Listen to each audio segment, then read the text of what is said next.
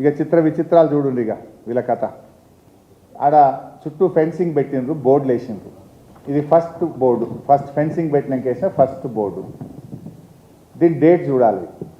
Date 13/12/2023. అంటే Congress government వచ్చినాక వారం రోజులకే. 7 తారీఖు గవర్నమెంట్ వచ్చింది, 13 తారీఖు ఫెన్సింగ్ పడ్డది. 7 తారీఖు కాంగ్రెస్ గవర్నమెంట్ వస్తే 13 డిసెంబర్ 2023 నాడు చుట్టూ ఫెన్సింగ్ పెట్టి ఇక్కడ రాసుకున్నారు. ఏం రాసుకున్నారు? This land belongs to Kohinoor group.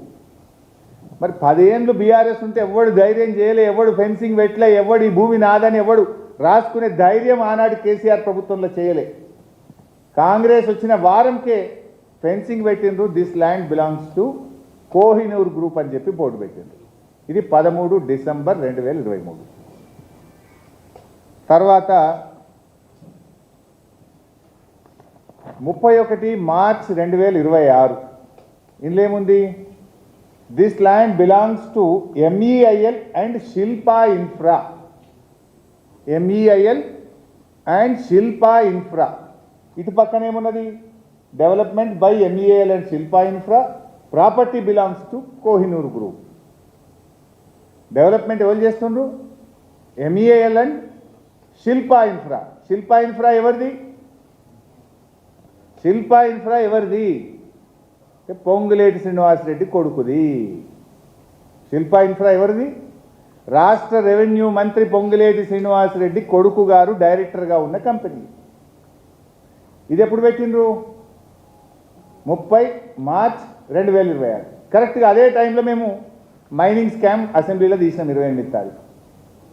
ఏమనుకున్నారో ఏందో మళ్ళా ఇగో 2 తారీఖు నాడు మలిపేసింది.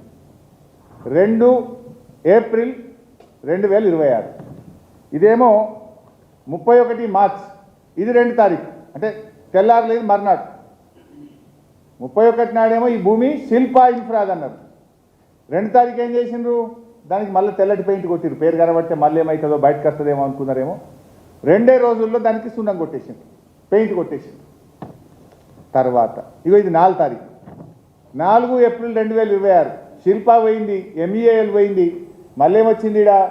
ఇదేందో వచ్చింది జాయింట్ డెవలప్మెంట్ అని చెప్పి కోహినూర్ గ్రూపు ఇంప్లెక్స్ ఇన్ఫ్రా అని మళ్ళీ కొత్త కథ పట్టచ్చు.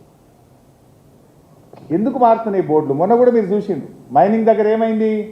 రాఘవ కన్స్ట్రక్షన్స్. మా అన్నవాళ్ళు మా RS ప్రవీణ్ అన్న గారు పోతే తెల్లారి వరకు పెయింటింగ్ పడ్డది. 7 అన్న RS ప్రవీణ్ గారు పోతే తెల్లారి వరకు పెయింటింగ్ పడ్డది. ఈడ కూడా ఏమైంది?